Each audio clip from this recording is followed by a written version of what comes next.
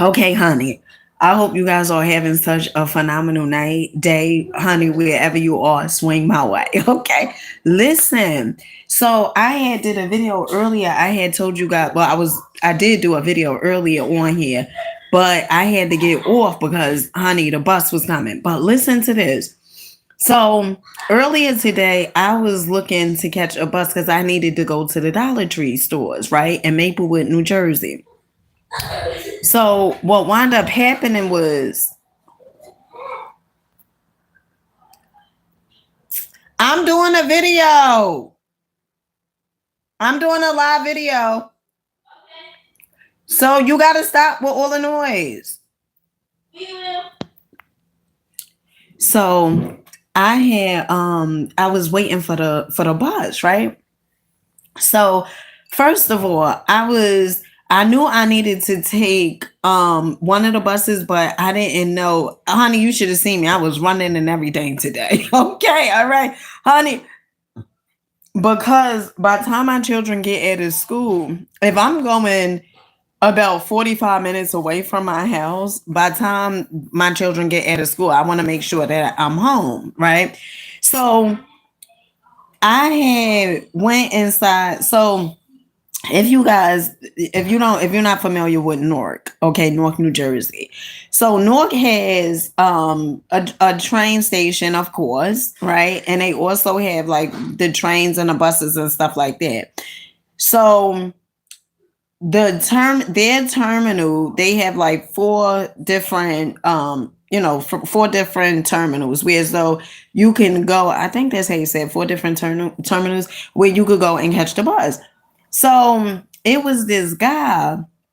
First, I got inside the terminal, and everybody is on a phone nowadays. So I asked this one young lady. I said, "Do you know what bus I can take to get to the town that I needed to get to?" So she was saying, "Oh yeah, I think you could take." No, I said, "Do you know where the 70 come?" And she was like, "Oh, well, you could take. It comes right here." So it was a guy who was over there. At first, I don't know. It seemed like he had a little attitude. Okay. And so then after I started talking, then, he act right. Okay. And so I was asking him, about the bus and stuff. And he was like, oh, the 70, whatever. And I was like, I'm going to Maplewood. And he was like, you could take the 70. But first, I was going to Route 22. That's not the town over, honey. And so he was like, I don't know about that bus going to, Route 22 or whatever. He was like, but if you're going to Maplewood, you can take this bus. So I said, okay. So I am in the terminal waiting for the bus, right? And I just missed it. So I said, oh my goodness, now I got to wait.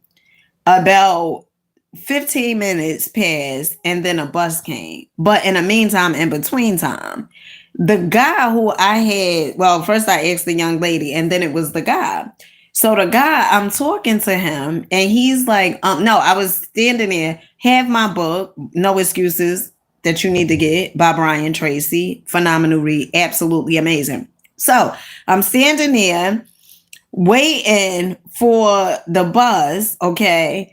And he's like, oh, if now let me tell you something.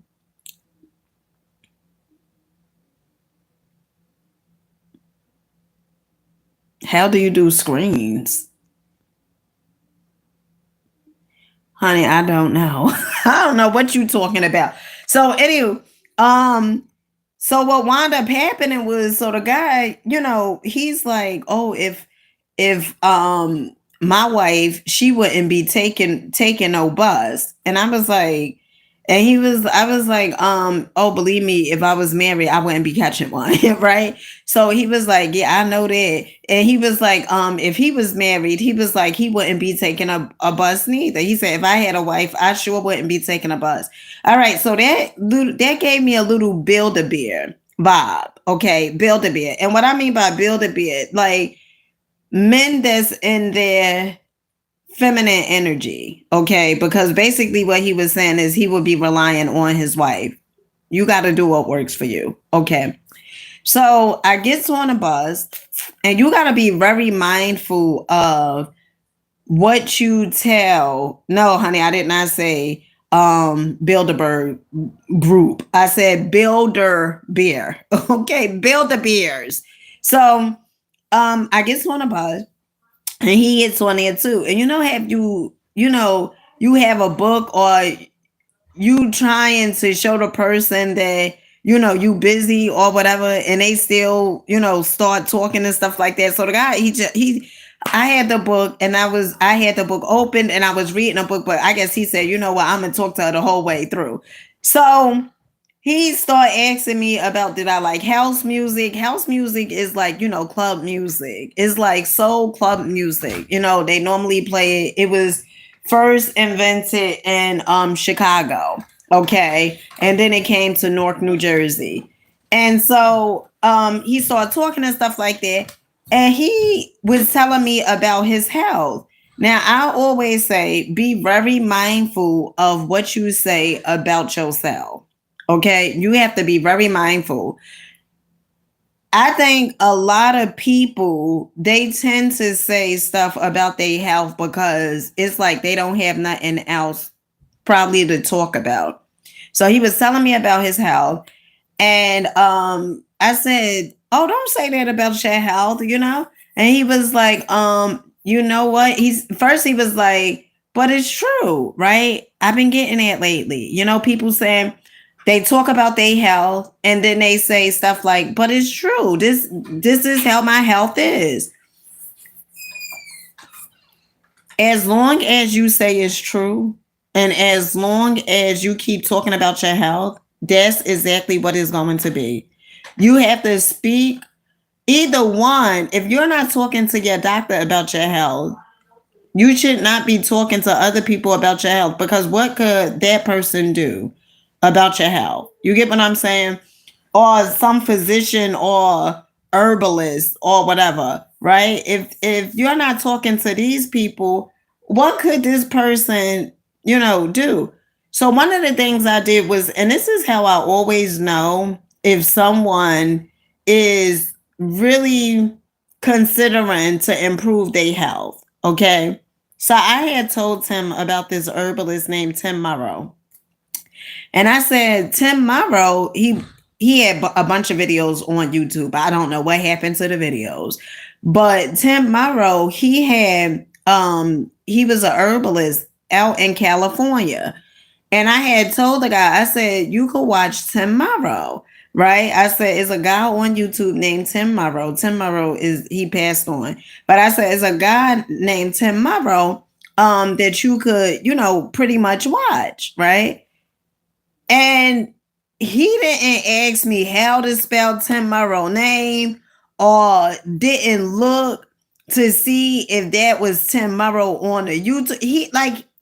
He said okay, but he didn't do it. And oftentimes when people say okay and they don't put the information in their phone right then and there, majority of the times that means that they're not really interested. That means they want to talk about their situation, but they really don't want a solution for their situation. They just want attention for it. Okay. And so he talked about it. I said, okay, whatever. So then after that, he started telling me, well, he asked me, he said, well, could I take you out?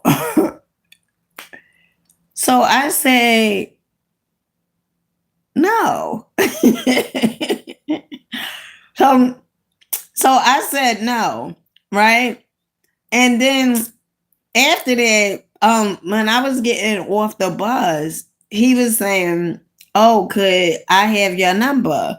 And I was like, no. So this is the reason why I say be mindful of what you say. If you are talking about your health, or saying things like about your income, saying like, you want a fixed income and all this other stuff, you have to be very mindful what you say, especially if you call yourself liking someone, right? That was very interesting to say the least, okay? And if you continuously do what you've always been doing, you will continuously have what you've always been having, okay? The guy, he was absolutely phenomenal. right? But it was certain things that I noticed, and this is not just with him. You know, I observe people, especially when I'm on trains or whatever it is. I observe people and what they tend to say about themselves. It is so crazy because for you to say certain things about yourself, it shows your self-esteem. It shows your self-image, the self-image you have of yourself. Okay. Another great book, Psycho Cybernetics by Maxwell Maltz. I talked about that book for a long time. All right. So with that being said, I love you guys. I got to get ready for bed because I got to wake up at 5 o'clock in the morning. I'll catch you guys on the next one. Keep rocking out, believing in yourselves, keep going, keep growing. Until next time. Peace.